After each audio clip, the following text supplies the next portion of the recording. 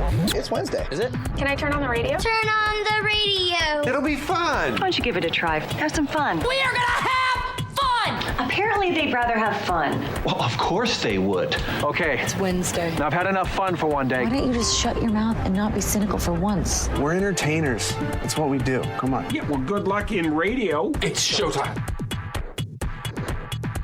Good morning, DJ and PK. It's 97.5, the KSL Sports Zone. Welcome in on a Wednesday morning.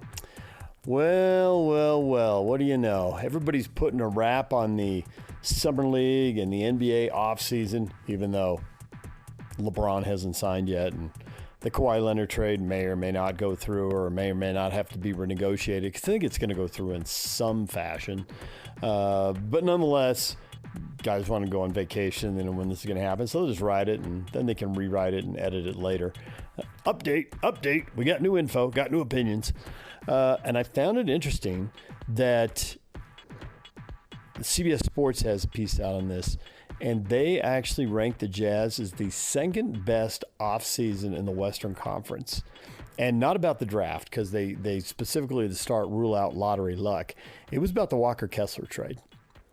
Now, I think we can all agree short-term pain, potential long-term gain.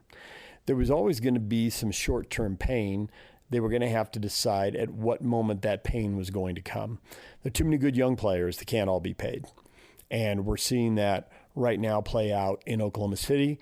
We've seen that previously play out in Boston.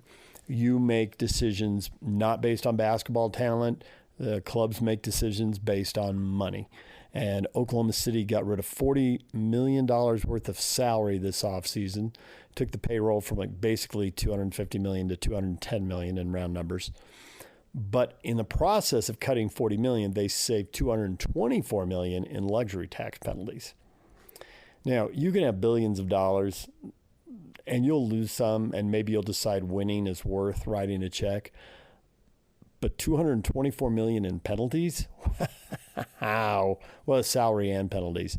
I mean, that's a number that's going to make everybody blink.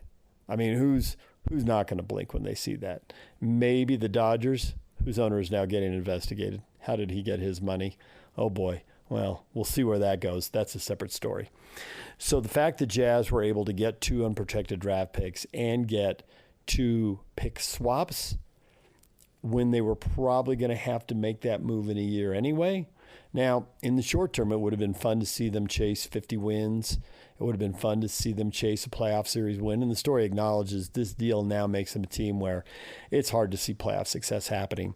I mean, maybe the young guys grow up fast. Maybe you get a favorable draw and you win a series. It looks very unlikely right now. I don't even know that I think 50 wins is likely anymore. Now I think it's more get to 40, hopefully get to 45. And it's not that I think Kessler is that good but it's just what he was going to provide on this team. I think it was just really going to fit. And they may still be a pretty good defensive team without him. We were talking about this earlier, and it was that, the top 6 defensive teams in the league include the champion, the Knicks, the team that lost in the finals, the Spurs, and both number 1 seeds, the best records in the regular season, Oklahoma City in the West and Detroit in the East. So, be a good defensive team. And he was going to help them do that. Now they're going to have to pay Keontae George in a year, and if not Keontae, then somebody else. It was going to be a problem because they already have 2 $50 million guys. I think they can still be a really good defensive team, but they could have been excellent.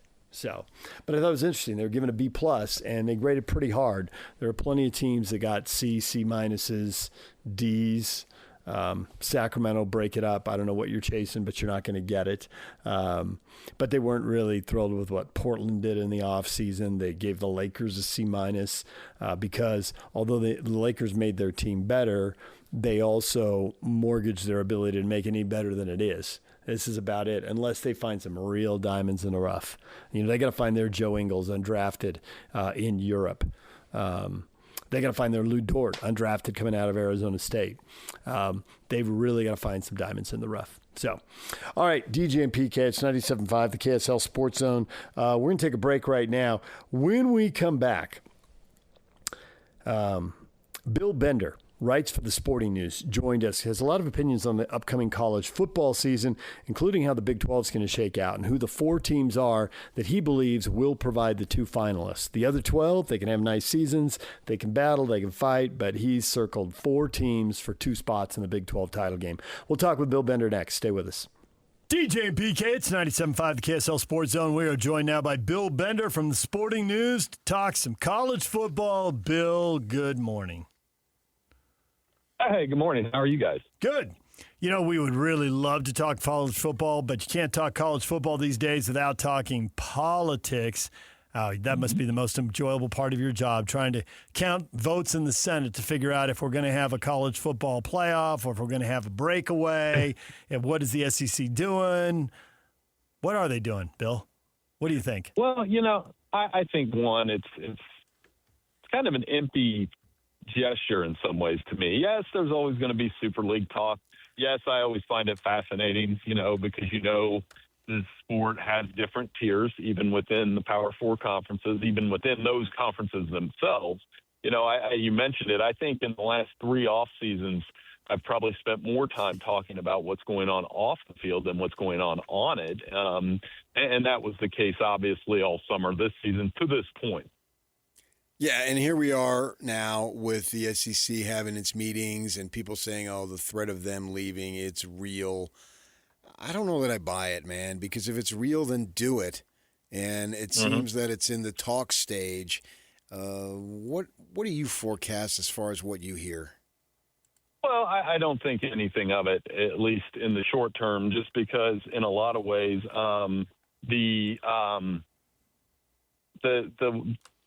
it's a national sport now, right? It's no longer a regional sport where when I was growing up, you watched the Big Ten, right? You watched the Big Ten, and that was it. You knew very little about the SEC and the Big 12 and what was going out west, other than it looked nice in the winter when you saw the Rose Bowl games. But I think it's a national sport now. Who's going to watch an all-SEC league outside of the southeast part of the country? I can tell you right now, my buddies wouldn't watch it at all. Yeah, I hear you. Yeah, and to build on that, I would say, the interest in the sport, how it has changed is, and I, not just because it's my job, but I'm into like a Utah Texas Tech game. I'll sit there on a Friday night and watch Texas Tech play Houston now with interest, because I think part of it is twofold. Part of it is, the playoff is expanded and those kind of things, and the conferences are fun. And there's an NFL element to that where you get to know these guys to the next level. And two, I just love college football, right? Like, what happened to just liking it? It's never going to be like it was in 1984, 1994, or even 2004. But it doesn't mean that the sport on the field isn't pretty cool. Right. When the ball goes up, we tend to forget about all the other nonsense. Yeah, and I'm hoping that's the case this year, because all of these conferences have fun storylines. Like, for example, at SEC, you've got Lane Kiffin at LSU is a very interesting storyline to me, right? Like, I know the way that he left Ole Miss and the way that he came to LSU, there's a ton of pressure on the Tigers.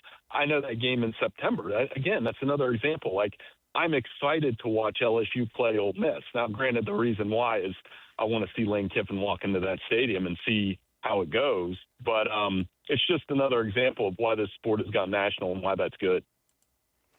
LSU, Texas, in the SEC title game would pit 2 guys who worked together for Norm Chow at USC and who both tried their luck at USC and it didn't work. I think there's a million storylines if we can get to that point. We'll see if they're good enough to get to that point. Somebody like Georgia might mess that up. But here I am on this side of the country, and I watched the Pac-8, Pac-10, Pac-12 as I've grown up, and I would love to see that.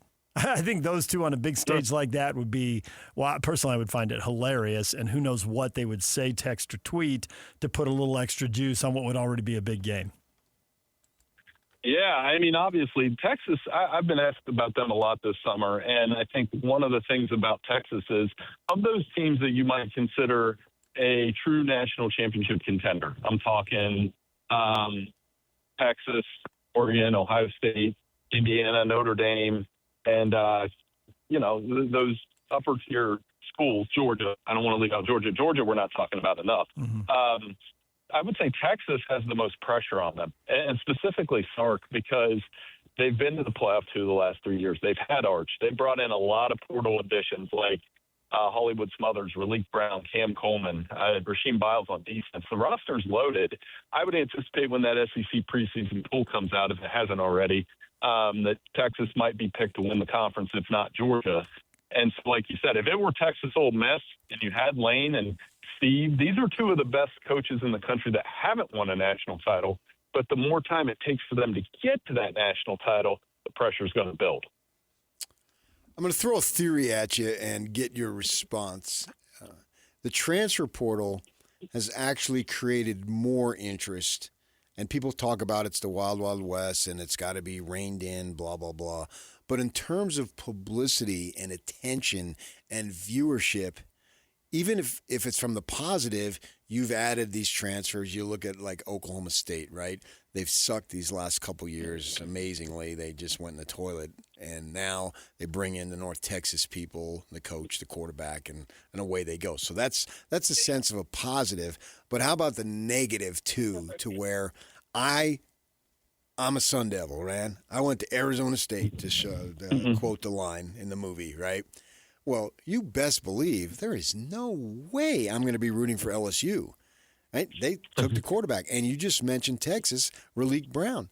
He sat on the bench. He had a hamstring a couple years ago, didn't do anything. The first-string running back gets hurt early last year. They bring him in. He runs for over 1,000 yards. He takes the money. Now, I don't begrudge him taking the money. No problem at all. That's the system.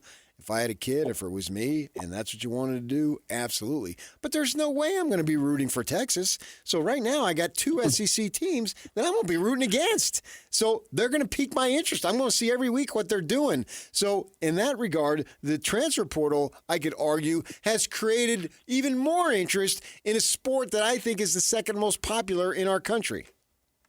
It's created a lot of interesting side effects, that being one, where you have quarterbacks that leave one school and then go win a Heisman Trophy somewhere else. And that rate's pretty high, honestly. Yeah, LSU has already done that to me once before. I hate him even more. Thanks for bringing that up. Well, LSU did it to Ohio State, too, by the way, with some guy named Joe Burrow. So there you go. He I did loved all it right, then because I hate Ohio State. Yeah, that's what I'm saying. Like, it does create interest. You know what? The other thing, I think it does create opportunities. Where I would reel it in, and I've always kind of stood on this, I do think you should be able to transfer once. And then if you transfer again, you should sit a year. And if that goes against your 5 for 5, so be it. Because I think we do live in this environment where it makes it hard to re-recruit guys. But in terms of the interest of the sport, I don't think the portal has hurt anything at all. Other than, it's kind of like what college basketball went through when guys were going to the NBA draft right away. I grew up in the 90s and 80s and 90s, and in the 90s, you had an attachment to, like, a basketball roster. Like, I can still reel off the starting 5 for, like, Arkansas in 1994, right? But you can't do that as much now. Yeah, Corliss Williamson, Scotty Thurman. I could get the, Corey Beck. That was a really good team, right? And I think that attachment is lost a little bit. But the trade-off is there is some excitement around the sport in places. I mean, Indiana's proof of that. If you guys would have told me 5 years ago, 3 years ago even, hey, Billy, Indiana's going to win the national title and they're going to dominate everybody and they're going to go 16-0, I would have told you there is no chance in that would ever happen. But Kurt Cignetti's been able to do it on a pretty accelerated timeline there, obviously. Bill Bender joining us. He writes for the Sporting News. He is a glutton for punishment. I love the fact that you in early July have the courage to put up college football predictions for the bowl games, the 12-team playoff, and the national championship. I'm sure fan bases are all furious with you. But BYU fans, they probably like the fact you put them in the playoff over Texas Tech. Why? What do you see there? Well, here's the thing, and here's a secret behind the curtain. When we were putting together our college football preview magazine, which is available on newsstands, shameless plug there, nice. We at first had Texas Tech winning the Big 12, and this was before the Brendan Sorsby debacle that took up a month of the offseason. You slide them down, and then all of a sudden, to me, it becomes, okay, this could be – Texas Tech can still win the Big 12. I think 3 other teams, BYU, Utah, and then Houston, who I really like coming off a 10-win season.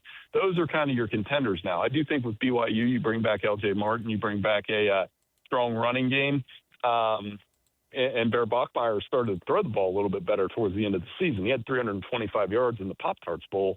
Combine that with the defense. And, Utah, the one thing there is obviously the coaching staff. They're a little bit of a shakeup, not a little bit when Kyle Whittingham leaves.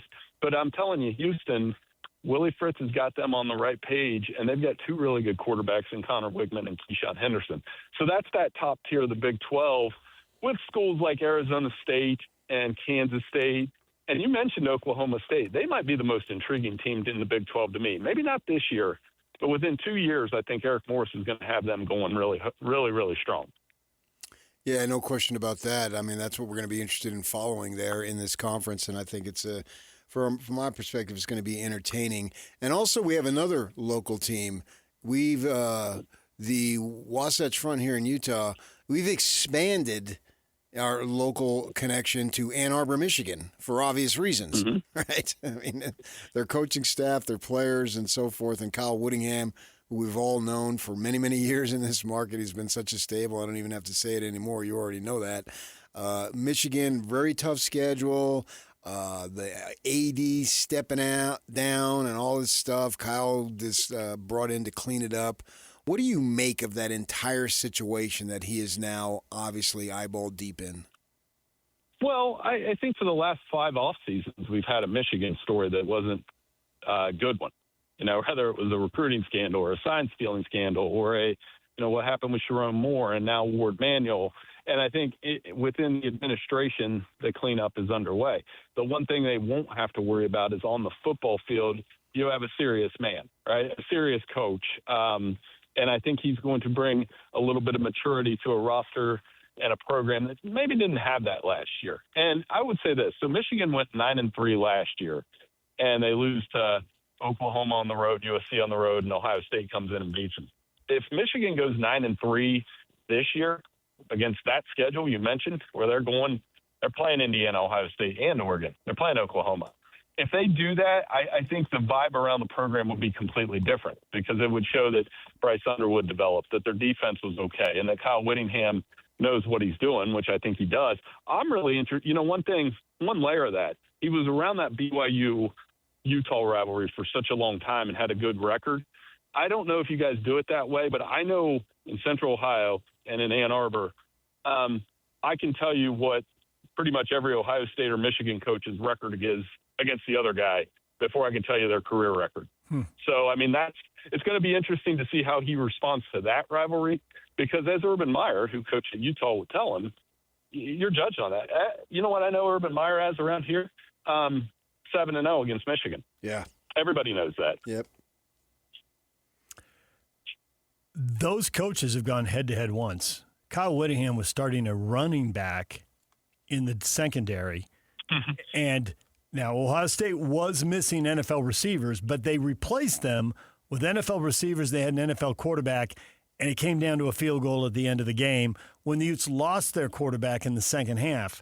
Should I read into that, or bowl games one-off, it doesn't mean anything, or should I read into that Kyle Whittingham is going to figure out how to beat Ryan Day? Well, I think you could read into one thing that I thought of when Kyle was hired was I've watched him wear out Michigan a couple times. Yeah. When he was at Utah. I watched him go to the Big House and wear out Michigan. I watched him do it. I believe it was Jim Harbaugh's first game. Yep. They went to Utah, and Utah wore them out. So he understands that element that when you play at Michigan or Ohio State, it's about the trenches. I've watched that game for 45 years. Well, maybe not when I was 1, but that game's won up front and running the football and those kind of things. That Rose Bowl, which I remember well, I would say more of a one-off, but also more of Kyle will know, hey, Ohio State's going to have receivers because, by the way, they still do. They've got a guy named Jeremiah Smith that's pretty good. But I remember that Rose Bowl more for Jackson Smith and Jigba, and look what he's done since. So, but it'll be I think he'll add a fun layer to that rivalry with Ryan Day, who, by the way, despite winning last year, people in Columbus know that he's 2-4 against Michigan. So you're judged by that game and that game a lot. Yeah, there's no question about that. I think that he understands that rivalry. Have you been able to get your hand or get a pulse on what he's been able to do recruiting? Because so many of these guys on the staff, they don't have relationships in the manner in which they had relationships here. Well, I think Kyle will do fine. So far, it looks like their recruiting class that's coming in will be all right. It is different when you have to jump into this part of the country, too, as anything else. But if I were selling Kyle Whittingham to a recruit in this area, I would look at, the first guy I would point to in a recent example would be like a Spencer Fano, who is playing nearby with the Cleveland Browns, and I think is going to have a fantastic career. Didn't allow a sack last year. I mean, come on. He'll be able to recruit offensive line well, and that will play well in Michigan because they love their offensive linemen. You're also competing against the State, which, that's the one position of disparity. It's funny, we just talked about it. The receiver position, Ohio State's had just this litany of first-round picks at the position. Michigan hasn't had a first-round receiver since Braylon Edwards. It was like 21 years ago. So I think that's something I look at with those two programs. Does he get a couple receivers? What does Jason Beck do with the quarterback development? That's in focus right now, what he does with Bryce Underwood. That is critical. And the one thing that I've heard is that Devin Dampier at Utah was so dialed in on that offense, which he got to run in New Mexico. So he's running it for the second year.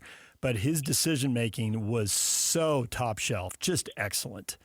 And can somebody in their first year embrace it the same way? Or maybe he's such a good runner that he's going to make people look silly anyway. But that's probably the thing that most people are going to overlook is that Dampier made decisions and reads that most of us don't know about. And he made them quickly. And when they graded the film, it was always just fantastic. And so that's a high bar. If the offense is going to perform the same way, Underwood's got to be able to perform the same way.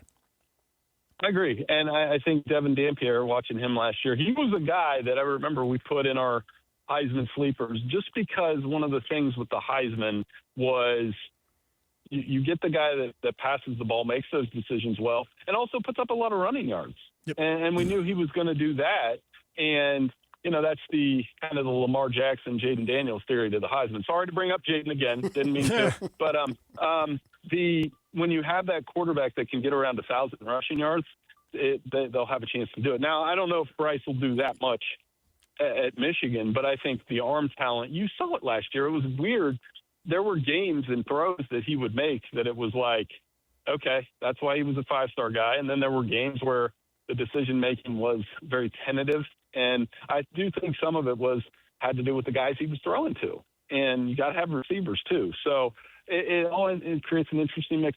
I'm really excited to watch Oklahoma, Michigan in week 2 because as I've gone through the summer, Oklahoma's getting a lot of playoff buzz around Mateer. So, them coming up to the big house, that'll be one of those early season kind of barometers for both programs.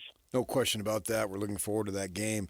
How much pressure is on this Michigan quarterback if it doesn't get going right away because they have that big game right off the bat, week 2, I think it is. And so, they got Carr's younger brother there, and he had a nice spring for whatever that's worth. So I'm wondering what level do you think the patience is as far as the leash goes? Well, it'll be interesting to see because, not only that, but C.J. Carr at Notre Dame, who we all know the relationship with Lloyd and, I played in the shadow of Michigan Stadium, and now he's got a chance to carry this Notre Dame team that's getting a ton of hype. And I will say it on your station as I have all summer. I think this time it's not crying wolf. It's pretty real around the Irish. I think they're going to be very, very good this year. So if that happens and Bryce Underwood fails and Tommy's sitting there behind him, it'll be interesting to see what happens there. But, yeah, I think the results will be pretty good. I like the talent. I think their schedule, again, very high-level difficulty. They've got to they have Iowa coming to them. They have Penn State coming to them. Penn State's another team to watch just because their schedule's really soft. When I look at those schedules, Penn State doesn't play Oregon, Indiana, or Ohio State. I don't know how Matt Campbell got that in his favor, but I think the Nittany Lions could hang around into November as a result. So BYU's bitten off quite a bit with Notre Dame coming in this year is what you're saying.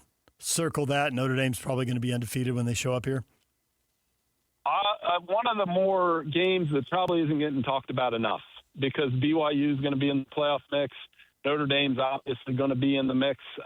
That's one of their circle the date games to me. They haven't played in a while, if I'm not mistaken. I remember they had a home and home a while back, and that'll add to it as well. But I think BYU having Notre Dame come in there, that's probably their biggest road game. What I saw, they've got Miami coming to South Bend. For those of us who went to Catholic school in the '80s. We remember Miami Notre Dame very well in the '80s, and it'll be cool to see. I'm actually happy that rivalry's kind of reignited a little bit. All right, there is Bill Bender. When we come back, the Utes and Cougars, do they need to find a way out of the Big 12 to play big-time football? We'll get to that next. Stay with us. DJ PK, the question of the morning, which is really the question of the decade, or maybe it's a question of 2 decades. My life. Pretty much. Do you think a move out of the Big 12 is required for BYU and Utah to play big-time football? And I think Matt speaks for me and people of my generation when he says, I'm old enough to remember when BYU and Utah both thought being in a power football conference was a fever dream. Now we're asking if the Big 12 is big enough. Yeah. Yeah, we are, Matt, but I get it. Excellent perspective back in the days of the WAC in the 80s and 90s. Please, come on. That's a crazy thought. Getting into the Big 12 sounded awesome at that point. Sounded like it couldn't happen. I got tired of talking about it. And then it happened for the Utes in the Pac-12. And now it's happened for both of them in the Big 12. Well, I would say since about 2015, 2016, I thought it was going to happen for BYU in the Big 12. Yeah, I can see that. It trended that way. Based on intense conversations. And how and they had people in the Jazz organization who were working on it for them and putting together packages and all that. There was in that era they did a presentation and the word came back that they were Team 11, but there was no Team 12, so the conference didn't make a move. But at that point, there had been so many changes in the big football leagues, and there were expected to be so many more. It's only a matter of time. Right, exactly. It's going to happen. Either they'll need a 10th team or they'll want to add a 12th team, and it turned out both those things happened. Yeah. They needed a 9th team. Now, at no point at that time did I ever think they would be conference mates, speaking of Utah and BYU, in the Big 12, or for that matter, anywhere, because the Pac-12 had dug in. Hypocritically, I might add, because they had no problem playing them. BYU, but didn't want them in the league. Yeah. But it did look like it was going to settle into a Utah be in the Pac-12 and BYU will be in the Big 12. You could foresee that. That's what I thought. But there were so many changes that came that we couldn't foresee, including that entire league breaking up and people going to 4 different leagues. Still sounds crazy to say, but nonetheless it happened. Yeah, and I was excited for that. Now, I always wanted them to be in there, BYU, to replace Colorado. You were excited for what when you to have one be in the Pac-12, one be in the Big 12, because we dreamed of and talked about a situation where an SC would be at Rice-Eccles and at the same day Oklahoma or Texas would be at BYU, and it sounded like, again, back to what Matt said, a fever dream. Yeah. But I thought that was from 2016, 2015, somewhere in there, I thought that was a legitimate possibility. Mm-hmm. I felt it was only a matter of time. The BYU situation, whatever the hang-ups were for the Pac-12, you talk to Ronald Fehlberg and he'll say religious discrimination and so forth. The Big 12 didn't seem to be bothered by that as much. And so it was going to happen in that way, I thought. And then obviously the crumbling of the Pac-12 was shocking. We got 1 year of the Pac-12, Big 12. And we did get it because Oklahoma came in and played BYU. But even the year it happened, we knew it was a 1-year deal. Right, because they had already announced it. Pac-12 was already splintering. Well, and yeah. And Oklahoma and Texas were on their way out, and everything was changing. Right. And I think that's my answer to this. Do you think a move out of the Big 12 is required for BYU and Utah to play big-time football? Not in the current setup, but if everything is going to be changing again in the way everything changed from 2015 to 2025, then the answer to that may well end up being yes. But I think that's dependent on everything changing. I think as things are set up now, you can play big-time football.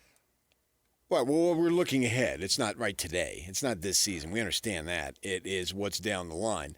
And so what we're looking for down the line, can we look to the way it was? Did they play, I guess you put the quality qualifier in there, big time enough? When they're going to the Sugar Bowl and beating Alabama, they're not viewed as big time. Mm-hmm. Well, they were.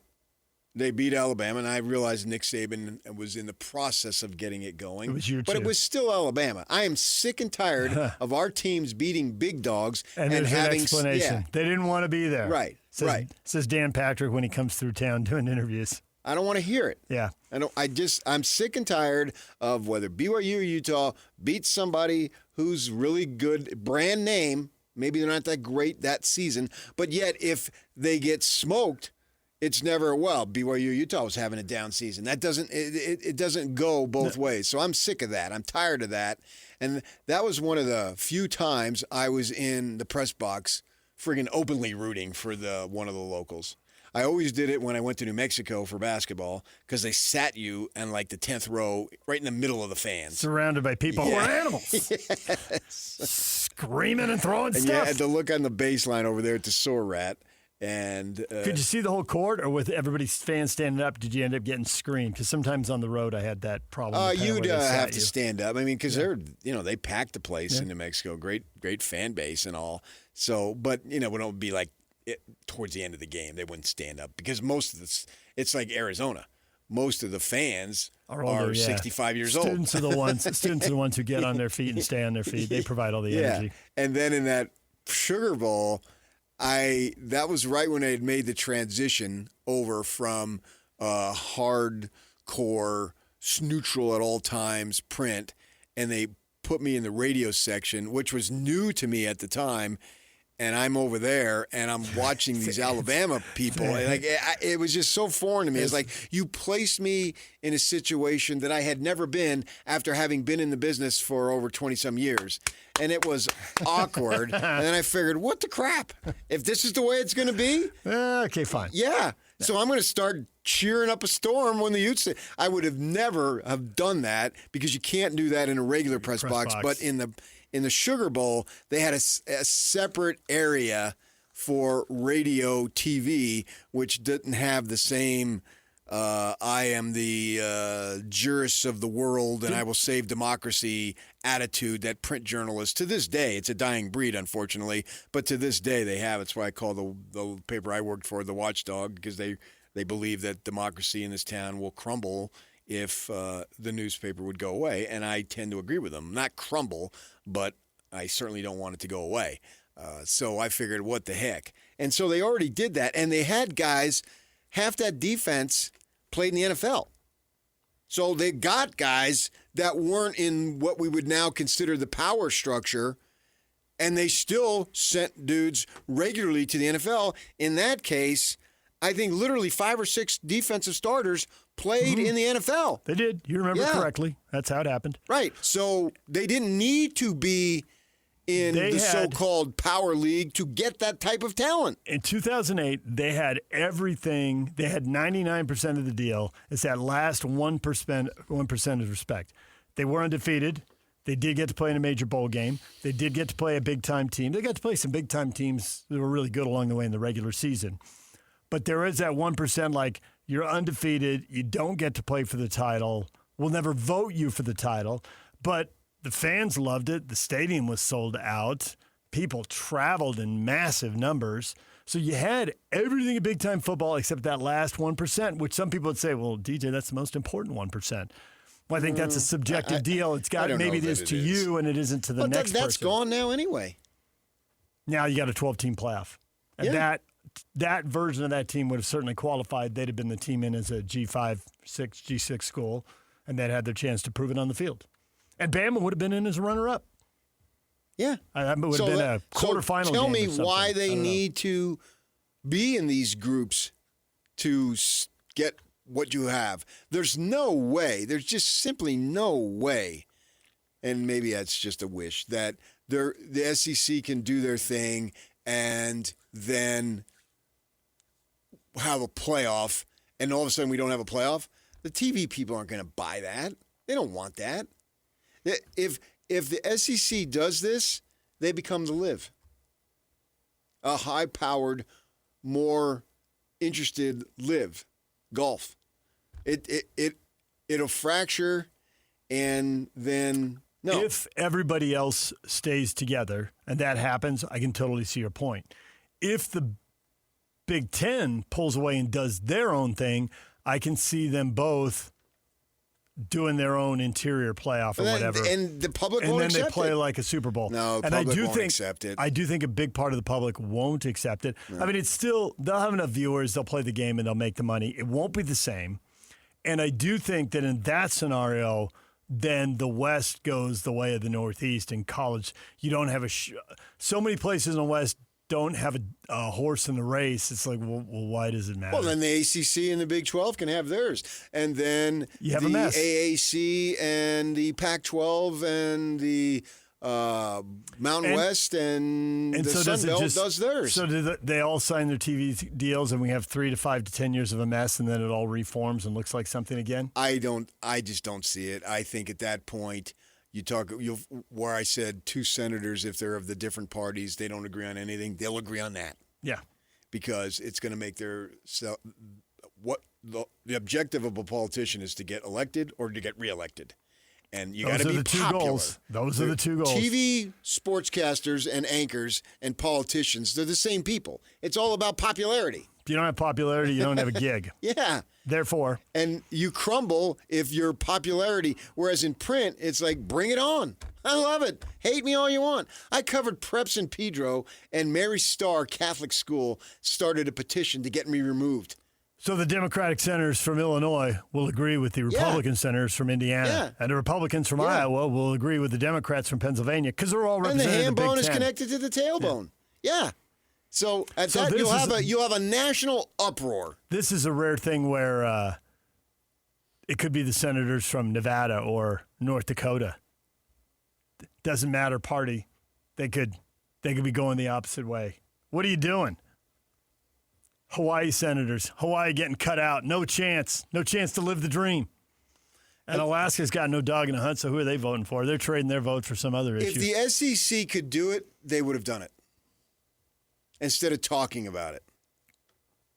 And next year, depending on what happens, is SAVE, ACT, blah, blah, blah. And keep me abreast of the antitrust stuff because that's your thing. And so then we'll go through it again. And they'll be threatening again. Well, they keep crying wolf, guys. Keep doing it. Keep doing it. Because each time you do it, it's like, I don't believe you. I don't believe you. I don't believe you. They're saying stuff for leverage. And your point that you made yesterday, how much, what do they really want? How much do they need? What does the stripped down bill look like? Because negotiating all the stuff and getting it through, it's hard to believe the votes are there for. Sure. But you might find a few things you can agree on. That's the way it works. And is that good enough? I don't know if you know this, but that's the way antitrust works.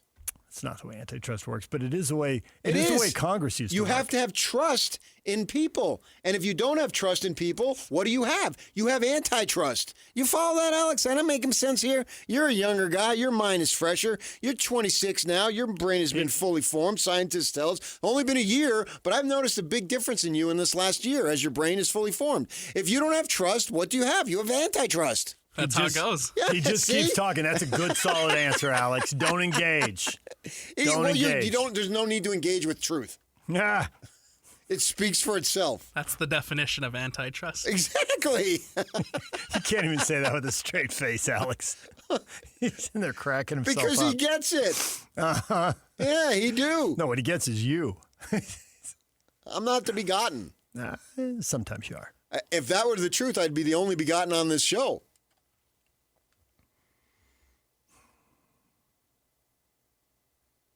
Darren wants them to stay. Expanded playoffs, stay in the Big 12, and grow. And Cam Potter says, I think the Big 12 is perfect for these teams. I don't know that anything is perfect. But my standard is well enough, good enough, strong enough, those types of things. How much change would the Big 12 need to undergo before you felt like a move had to happen? Because I think right now you don't think a move has to happen. You think they're playing big-time football. The way you talk about it, the way you I think when Arizona comes in here the second week of September against BYU, that is big-time football. And the TV people are telling me that that's big-time football because they slotted it at 1:30, 3:30 back east. So all the stuff they have to do on Saturday is over at that point. And you can sit down and watch the game. So they're telling us it's big time. So, yes, I do. I believe it is. So how much change would the Big 12 have to undergo? I think there'd have to be something that denied access. That's the thing. When you just spoke about the Utes in 08, they did everything, and they still couldn't be voted in. I mean, that's basically what we had. That was the era of the BCS title game. Yeah. They weren't allowed to play in that one game, and you had to play in that one game for the voters to vote you number one. And Kyle famously stood up there on the podium and said, well, I'm going to vote us number one. We're undefeated. I was in the audience, and I stood up and applauded. I said, you go, boy! TV mics didn't pick you up, unfortunately. Well, I thought of it. And that was the year that BYU played 3 undefeated teams, and one of them was SC. And after the game at Rice Eccles, Brady Papinga, who played many years in the NFL and kind of a nut job sometimes, but he also knows what he's talking about, stood right in front of him, and he said, this team, speaking of Utah, was right there with SC. He said it right after the game. He told his version of the truth, and he was out on the field. He talked about how the schemes and blah, blah, blah, blah, blah, everything. So he spoke from a level of truth, but yet they couldn't. So if it gets to that point, then there's an issue because then it'll go back. We'll go back to the future of what Chris Hill said. I can tell every single athlete that we bring on campus, man, woman, you can play for it all except football. And he would openly say that. Yep. And he said it multiple times. If it gets to that point, you sort of got me then. But I just can't see it being at that point without a national uproar. We've handled the transfer portal. There's uproars, but no one's really doing anything about it. And we've handled the money, and we've handled coaches bailing on their teams when you're all in or in the way. Family money on 3 for the NIL and all that other stuff. We've handled it. The public has spoken. It's crazy, but we still love it.